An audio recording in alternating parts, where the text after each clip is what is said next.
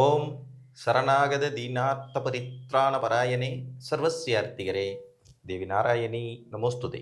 வணக்கம் நேர்களே, இது மகாலட்சுமி ஜோதிடம் வழங்கும் காலச்சக்கரம். உங்கள் அன்பு ஜோதிடர் ஸ்ரீராம்ஜி பேசுகிறேன். அனைவரும் நலமுடன் இருக்கிறீர்களா? நன்றாகத்தான் இருப்பீர்கள், நன்றாக இருக்க வேண்டும். இன்றைய காணொளியில் நாம் காண இருப்பது தெளிவான வாழ்க்கை யாருக்கு? இதான் தலைப்பு. மனிதர்களின் விருப்பங்களில் முதன்மையாக இருக்கக்கூடியது என்ன அப்படின்னு பார்த்தோம்னா, கோடி கோடியாக சம்பாதிக்கணும், லட்சங்களில் புரளணும், பெரிய தொழிலதிபராகணுங்கிறதெல்லாம் இல்லை. ஒரு அமைதியான தெளிவான லைஃப் கிடைச்சா போதும் அப்படிங்கிறதான். கிட்டத்தட்ட 80% மக்கள் இதைத்தான் விரும்புகிறார்கள். பயங்கரமான ஆள் ஆகணும், மிகப்பெரிய வெற்றியாளர் ஆகணும், நான் கவாஸ்கர் மாதிரி ஆகணும், நான் ரஜினிகாந்த் மாதிரி ஆகணும், நான் கமலஹாசன் மாதிரி ஆகணும்னு முயற்சி பண்ணுறவங்க ரொம்பவுமே குறைவு. அது இயற்கையாகவே இயற்கையின் சூட்சுமப்படி மனிதர்கள் படைக்கப்பட்ட விதியும் அதே மாதிரி தான். எல்லாரும் சிஎம் ஆக முடியாது இல்லைங்களா? எல்லாரும் சூப்பர் ஸ்டாரும் ஆக முடியாது. இந்த தெளிவான ஒரு வாழ்க்கை, ஒரு சராசரியான மன அமைதியான, எதற்கும் மற்றவர்களிடத்தில் கையேந்தி நிற்க வேண்டிய அவசியம் இல்லாத அளவுக்கான தெளிவான வாழ்க்கை கிடைச்சிருச்சுன்னா, ஒரு நல்ல வாழ்க்கை அமைஞ்சதுனாலே போதும் அப்படிங்கிற எண்ணம் தான். போதும் என்கின்ற மனம் உள்ளதுனால தான் 80% மக்கள் சந்தோஷமா இருக்கிறாங்க. ஸோ இப்படிப்பட்ட தெளிவான வாழ்க்கை கிடைக்கும் அமைப்பு ஜாதக ரீதியாக சில குறியீடுகள் மூலமாக நமக்கு கிடைக்கப்படும்.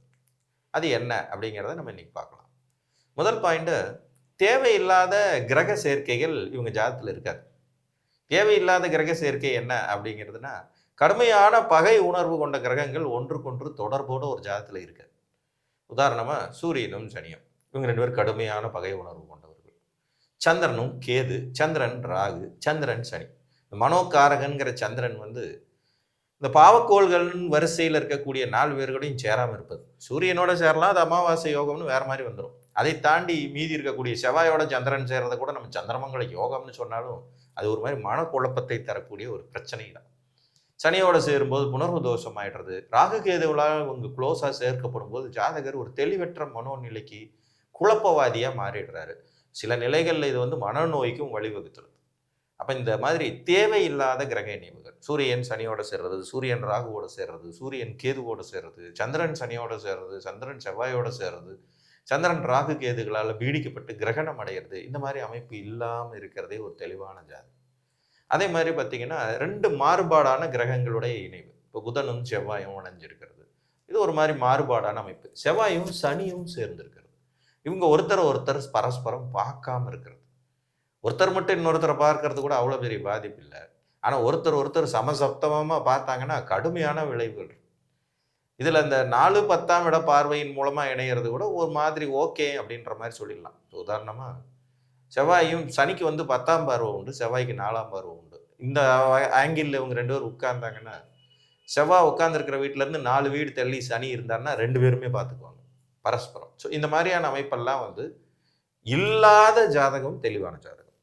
ஒரு ஜாதகத்தில் அடுத்த தெளிவான வாழ்வியல் முறை நடக்கிறதுக்கு பார்த்தீங்கன்னா, லக்ன சுபர்கள் கொஞ்சம் மிடில் ஏஜில் வரிசையாக தசை நடத்திட்டு இருப்பாங்க.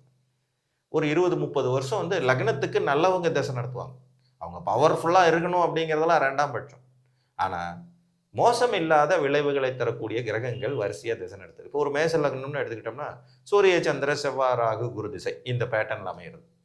இது ஒரு மிடில் ஏஜில் கிடைக்கிறது. மிடில் ஏஜ் அப்படிங்கிறது ஒரு 30 வயசுலேருந்து பார்த்தீங்கன்னா 53 வயசு வரைக்கும் சூரிய திசை, சந்திர திசை, செவ்வாய் திசை நடக்குதா, இது ஒரு தெளிவான ஜாதகம், பெரிய நெகட்டிவ் இருக்காது அப்படிங்கிற மாதிரி எடுத்துக்கலாம்.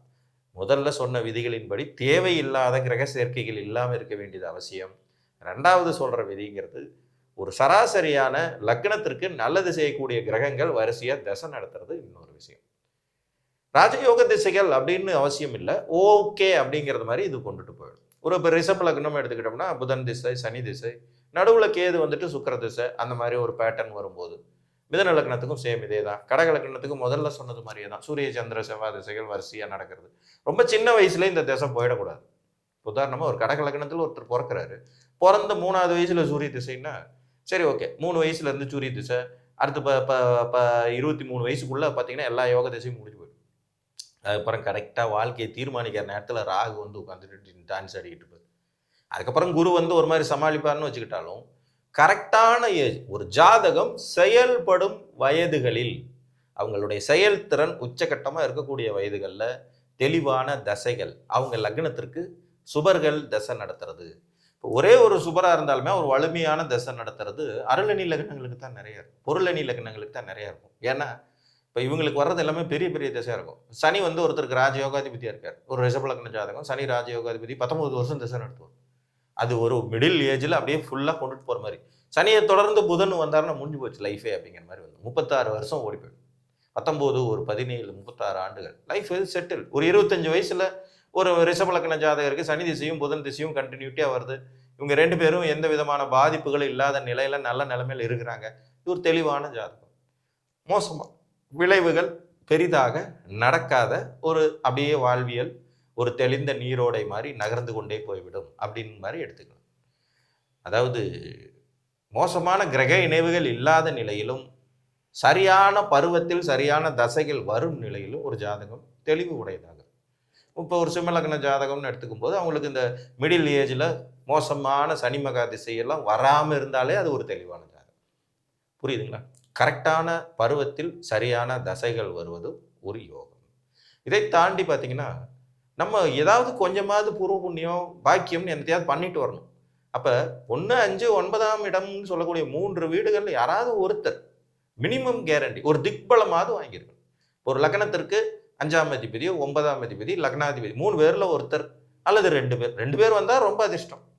3 பேரில் ஒரு ஆளாவது ஆட்சியோ உச்சமோ மூலத்திரிகோணமோ அல்லது திக்பலமோ இந்த 4 நிலையில் ஏதாவது ஒன்று அடைஞ்சிருந்தா அது வந்து ஒரு தெளிவான ஜாதகம். இப்போ உதாரணமாக ஒரு தனுசு லக்ன ஜாதகமாக எடுத்துக்குவோம்.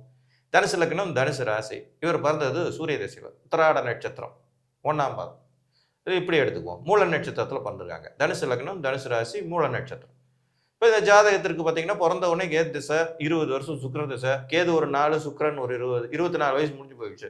அதுக்கப்புறம் வந்தது பூரா பாருங்க சூரிய திசை சந்திர திசை செவ்வாய் திசை. ஸோ 3 யோக திசைகள் கரெக்டாக மிடில் ஏஜ் ஒரு இளம் பருவத்தில் வந்துடுது.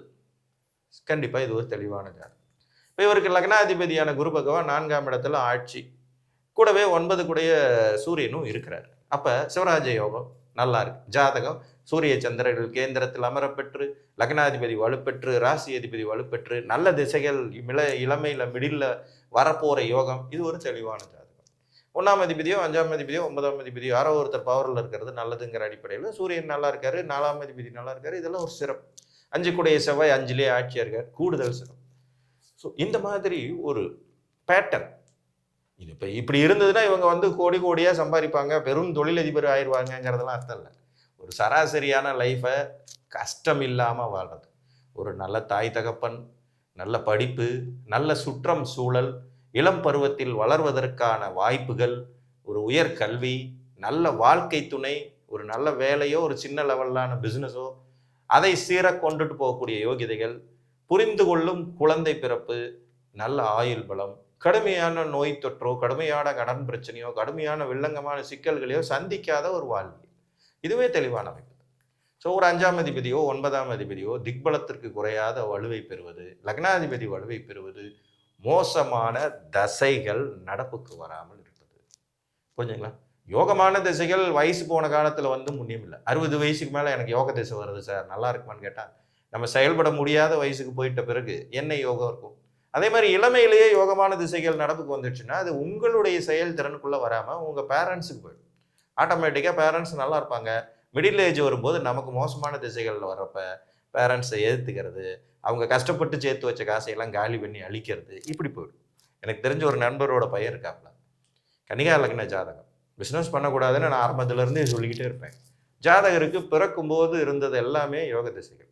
அவர் பிறந்தது வந்து பார்த்திங்கன்னா புதன் மகா திசையினுடைய மத்திய பகுதியில் பிறந்தார்.